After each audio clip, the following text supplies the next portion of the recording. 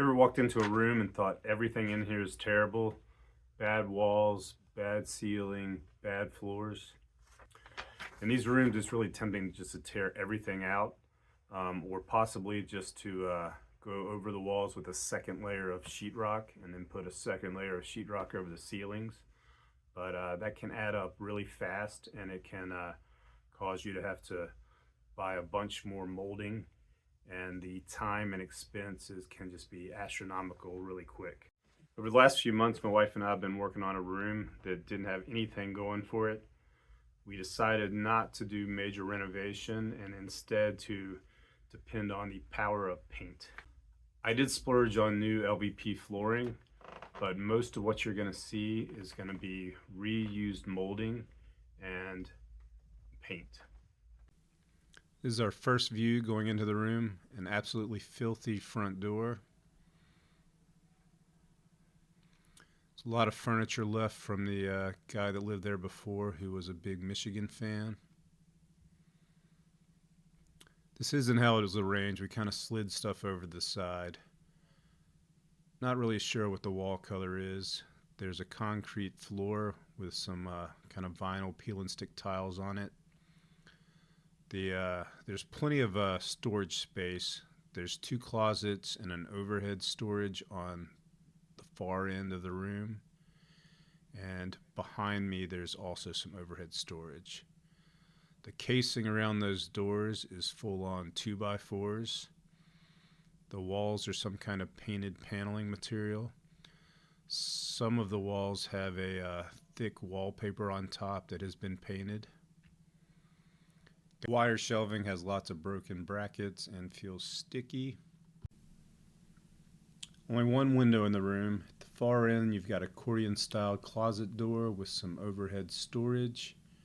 And you can see to the left the door to the bathroom that's painted all blue and gold and has some vinyl on top of concrete that has been painted. And let me know in the comments if you notice anything weird about the crown molding. I don't think this overhead storage here is going to be very useful for us, so it's got to go. And then this piece of furniture's got to go as well. This overhead storage didn't look like it was going to be very useful to us, and I was shocked at how incredibly sturdily it was built. Had 3/4 inch plywood in it. It actually had metal supports holding up one end of it.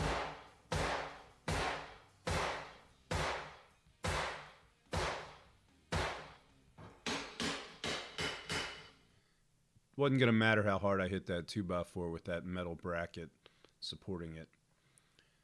There's some mildew mess on the wall there, which is kind of strange because there was no stains on the ceiling above it. I'm thinking they had to have left something absolutely gross sitting on that shelf that, I don't know, exposed the wall and ruined the wall around it. So here's the mess after tearing down that shelf. In order to get that metal brace out, I had to tear out a little bit of ceiling, and so that means I'm going to have to do a little bit of drywall repair now. The unparted paneling behind the shelf and behind the crown molding kind of gives you an idea of what the starting point was. That was pretty popular, I guess, in the 60s and 70s, that wood-colored cheap paneling. So I'm just cutting out more of a square shape in the ceiling, and then I'll put some blocking around so that I can put a drywall patch up there.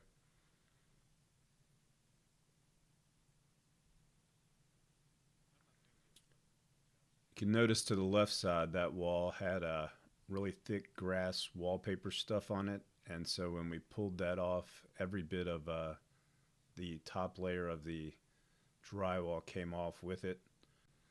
You also notice a hole in the paneling right below my elbow. That's where that metal bracket went in and was bolted onto a stud. I'm not great at finishing drywall, but the rest of the ceiling has this kind of sloppy swirl texture, and you see it sometimes where it's really neatly done. This was not done in a neat fashion, so I figure I can fake the same kind of sloppy mess in that 2x5 foot section that is going to be necessary to make the ceiling look uniform. Let's speed up the footage a little bit here. Notice the absolute terrible condition of the paneling in the background there. There's little small holes everywhere on it. I'm not going to show all the sanding and caulking and painting we did in the process, but it's amazing how bad it can look, and then with proper prep work and then a good coat of paint, how good the wall can look in the end. So as I mentioned earlier, this one wall down here had a thick wallpaper on it, and when I pulled it off, it actually is one of the places that does have drywall, but the top layer of the paper on the drywall was totally ruined. So we had a couple options. We could put like another layer of sheetrock up over top of this, because that's 2x4 trim around those doors. Or we could do what we did, which was buy this tongue and groove pine, and it wasn't really that much area, so it wasn't too big an expense to just cover it up with solid wood.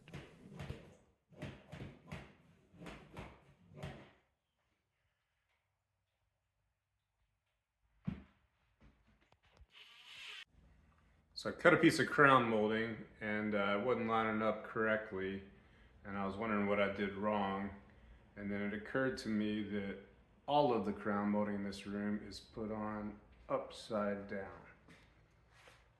So should I continue on putting it upside down, or should I take it all down and do it right?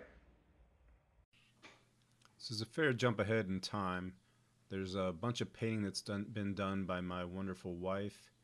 We've still got some trim to put up, and we've got some flooring to put down also.